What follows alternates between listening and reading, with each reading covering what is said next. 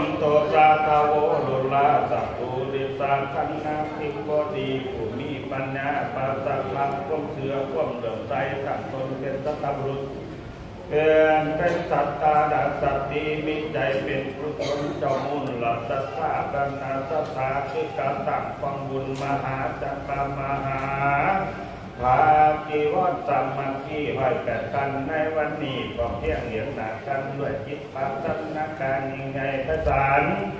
ได้เป็นพระนักที่บดีนั้นคือว่าเป็นพระนักที่บดีและมีบุญญาสมบัติด้วยเจตนาศรัทธาบริสุทธิ์ใส่สะอาดได้อภิวาทบังคมนำมาแล้วยังเกินไสยทานอันมีปัจจุปฏิสังสรรค์สร้างของของเครื่องกินต้องสร้างอาหารมาข้าวมีปัจจัยที่เป็นเครื่องอันดาให้ใจไม้เอาวาปากีวรคือปัจจัยเป็นเก่าของมาแล้วเก่าคำป่วยถ้า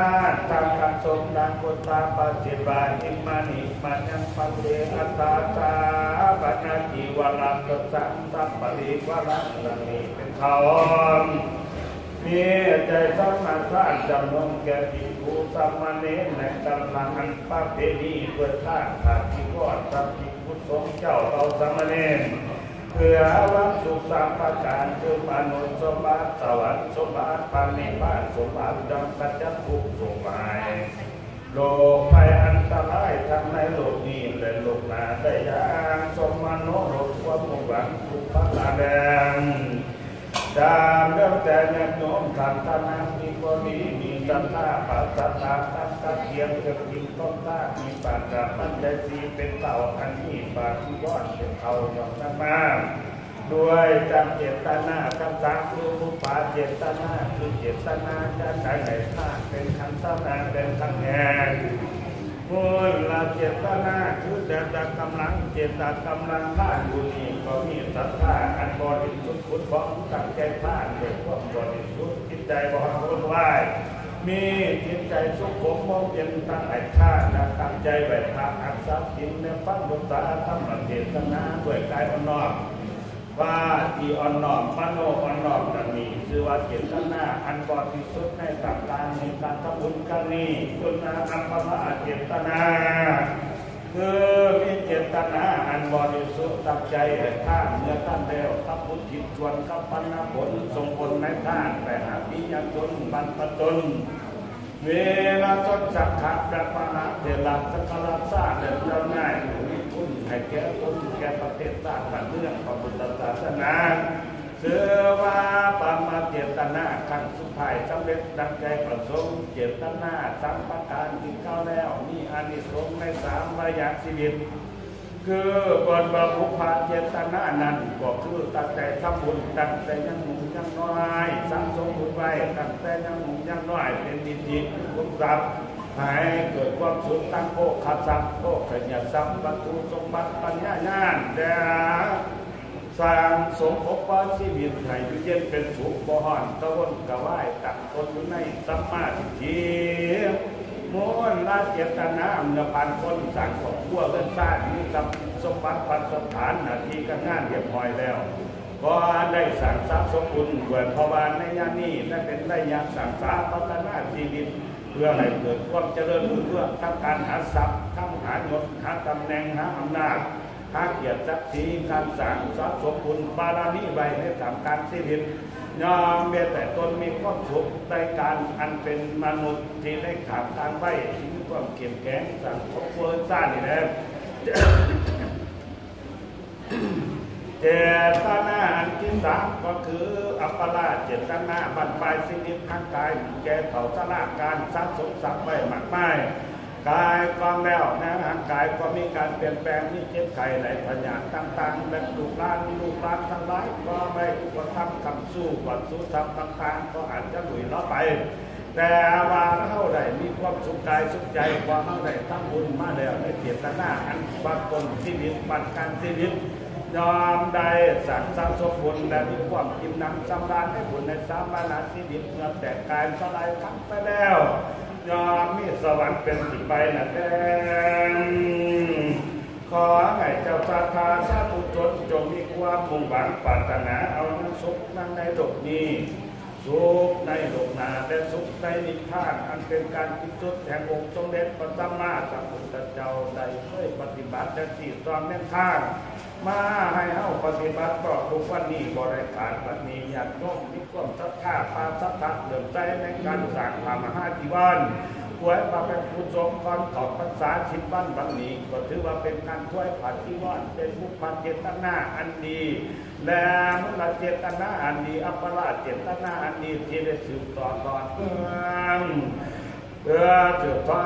ดพุทธบัญญัติแห่งพระพุทธเจ้าที่ได้สัตว์สมมาที่ได้จังมุกพกมาไว้หอกปณีความเป็นผู้ทรงเขาพระเข้าได้สืบทอดปฏิบัติและญาติโยมผู้ประสบผู้ประกาศก็ได้ทำมาบริการขอให้เจ้าภาพเป็นศรัทธาจงตั้งอธิษฐานคิดการบริสุทธิ์สงฆ์แต่ผู้สนไปหาเป็นตาส้นวิบิดามารดาครูอุปถาอาจารย์เป็นเขาให้ถึงเขาและการประสบความสุขความสวรรค์และนิพพานปาจิวานีมิทรงอนุญาตได้ปัจจัยพิรกเป็นมหาจามาบักปากซองในสมัยนั้นปาผู้มีประปาเจ้าอนุญาตได้ลามมีปาสาส่วนมีปาส่วนน้ำเอาปาจิวาแต่ถวายแก่พระภิกษุสงฆ์พระภิกษุสงฆ์บอดสามารถนำปาจิวานั้นก็เกิดความเสียอกเสียใจแก่พุทธศาสนาการส้นเรื่องดังกล่าวใดยิ่งถึงพระพุทธเจ้าแล้วพระพุทธเจ้าก็ทรงอนุญาตให้พระภิกษุสงฆ์ปาจิวาก่อนออกพรรษาใดแต่บุคคลที่ได้ครับนั่นก็ประกอบไปด้วยองค์อาคือเป็นผู้บ่มีความลำเอียงพอหักพอหักกันเป็นผู้บ่มีลำเอียงพอสร้างกันเป็นผู้บ่มีลำเอียงพอความงงวยผู้บ่มีความลำเอียงพอความหยัดบัวผู้บ่มาผู้ได้หักจำนวนที่ผู้ที่มีสิทธิจะหัก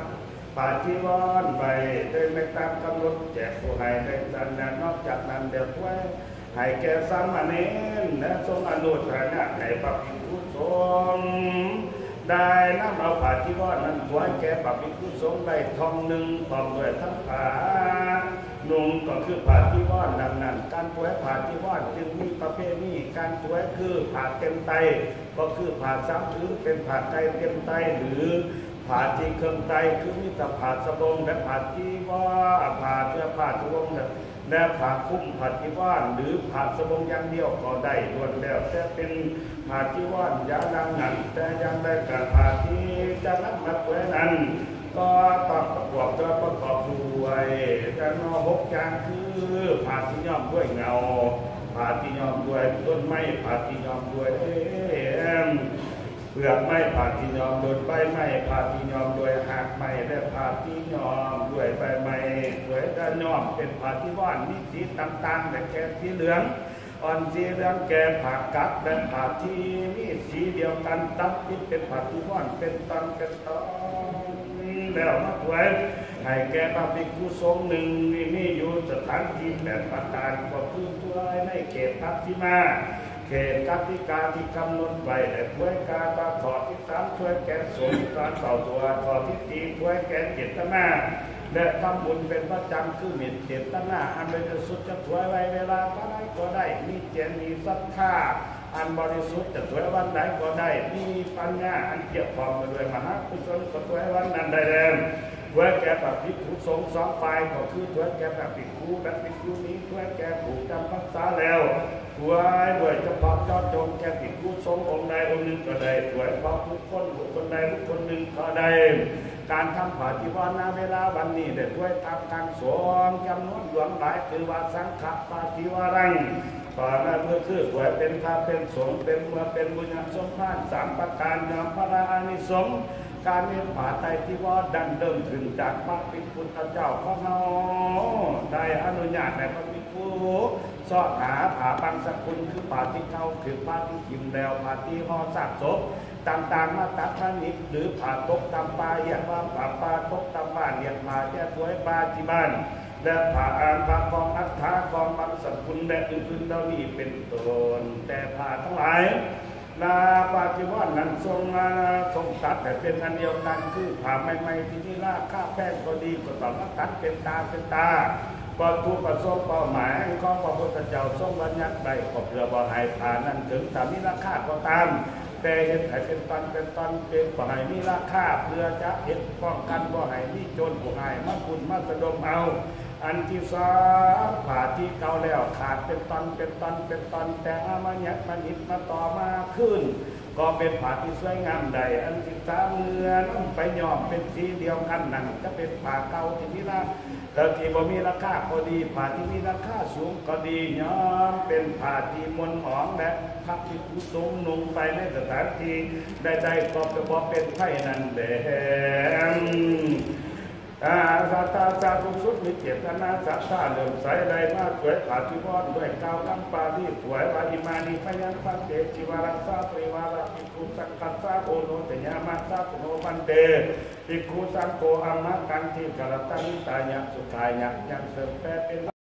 วาขาแต่พระภิกขุสงฆ์ผลเจริญข้าหน่อยน้อมเผยสภาที่ว่าเรานี่แก่พระภิกขุสงฆ์ข้าพระภิกขุสงฆ์จงหักเพื่อประโยชน์เพื่อความสุขเพื่อความเจริญแก่พวกเราหน่อยเต็มทั้งหลายขอประสงค์จงหักเพื่อประโยชน์และความสุขทั้งนี้อานิสงส์ของปาฏิหาริย์นั้นนำมาเป็นผู้บวชรอดไปจากนั้นเสือป่าเป็นผู้มีความอานิสงส์ทั้งในศาสตร์นี้และศาสตร์นาคือเป็นผู้อุดมสมบูรณ์ไปด้วยเสือป่าอาภรณ์ยังปานับแก้วแหวนแสนสีสักโภคทรัพย์ทั้งหลายเป็นผู้มีเกียรติที่นนทการประวัติปรากฏอยู่ในเมืองคนไปสู่พระสมสนที่ใดก็มีผู้หักผู้หอมผู้ตอมผู้ทุ่มปรารถนาหมดทรัพย์บริวารมีอำนาจวาสนาเป็นเจ้าข้าคนในคนทั้งศาสตร์นี้จะสั่งนานน้อมสมโนรบความมุ่งหวังทุกประการเมื่อลาจากโลกนี่แล้วก็ยังไปสู่สวรรค์และนิพพานตามบุญญาสมภารแก่ดังตนใดได้ทำบุญมาด้วยเจตนาอันเป็นสุดใจสะอาดดังแดดังบัตตุนิท่านขังหนึ่งพระนาวิสาขามหาอุปชิกาเพราะพวกเขาซึ่งเป็นพระอุปมาเป็นพระอุปชิกาอุปถากพระพุทธเจ้าพระธรรมเจ้าพระสงฆ์กันเจ้าและพระพุทธศาสนาของเราในการจังนี้นั่งอาวิสาขาได้ตั้งตนอยู่ในเอกตาตักขะคือเป็นมหาอุปชิกาบรรลุพระพุทธศาสนาที่อายุถึง120 ปีได้นับถือพระพุทธศาสนาตั้งตั้งแต่อายุ7 ปีได้บรรลุโสดาบันตั้งอายุ7 ปีและได้ยิ่งโดยการในท่านอุปถัมภ์พระพุทธเจ้าเราบางภิกขุสงฆ์ตลอดทั้งตั้งแต่อายุ7 ปีจนถึง20 ปีเป็นผู้มีความงามเป็นไปด้วยปัจจักภูอการปัจจักกัลยาณีหาที่ผมก็งามดูกระดูกก็งามศีลก็งามไว้ก็งามผิวพรรณก็งามไว้ก็งามก็คือเป็นผู้งามเพียงพร้อมไปด้วยหาประการดังนี้มีและได้เป็นผู้มีเสื้อผ้าอาภรณ์มีได้สมเสื้อผ้าอาภรณ์ชื่อว่ามหาราชปราสาทมีราคาตั้งแสนโกฏไปแสนกหปณะเจอในกหปณะนั้นท่านนั้นแหละเป็นผู้มีความสุขนะเป็นผู้มีความสุขเป็นลูกของเศรษฐีเป็นลูกของที่ชื่อว่าทนายสังสักนักเสียเศรษฐีเป็นล้านของมหาเศรษฐีชื่อว่าสุเมนาเมนตกาเศรษฐีไม่ได้ผัวเป็นเศรษฐีชื่อว่าสุกุลนักวัฒนกุมารได้เป็นผู้มีความอำนาจในมือมาคดกันแดง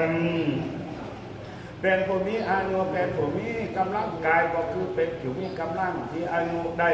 ที่แบบนี้เป็นผู้กำลังสามารถพบเสือที่มีนวดน้ำหนักตั้งผู้ใส่8 คนหักไปได้ถือว่ามหาราชปราสาทนางผู้ใส่สั่งเราผู้ใส่คนเราผู้ใส่ที่มาถือเสือนั้นต้องเป็นผู้มี9 ซึ่งอายุไม่มีกำลังแห้ง8 คนซึ่งเราผมยกเสือนั้นได้เมื่อนั่งตกไปแล้วก็ยังเนื้อผู้หญิงที่สวยงดงามนั้นก็คือแสดงถึงผู้มีความกำลังพระพุทธเจ้าได้กล่าวถึงกำลังของนางวิสาขานั้นเป็นผู้มีกำลังเข้ากับสร้างสาร9 โตและนางวิสาขานั้นมีลูกชาย10 คนลูก10 คนตลอดอายุตลอดอายุ120 ปีนั้นมีลูกมีหลานมีเด็กมีหลอนแม่มีร่วมกันเป็น8,000 กว่าคนย้อนอานิสงส์นางได้ทานผ้าจีวรในสมัยพระเจ้าชื่อว่ากัสสปามหากัจจารย์ในพุทธคันดรก่อนการอันเก่าแก่คุณนางได้ถวายผ้าจีวรที่ผูกด้วยนางค่ำที่ปวกด้วยขอนางได้หมอค่ำ คุณค่ำน้ำค่ำแดดตัดยิบจักฟอกเป็นผ่านที่นอนเหลือหัวแก่พักมาเจ้าพระพุทธเจ้าชื่อว่าพระมหากัสสปะ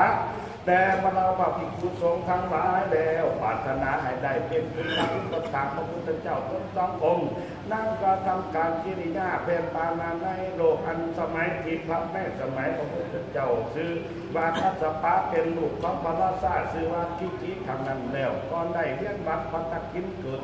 ขึ้นในสวรรค์ทุกๆสัตว์ตลอดมาสมัยพระพุทธเจ้าของเราชื่อว่าโพธามะนั่งก็ได้เป็นนางก็ได้เป็นอุทาอุปถาก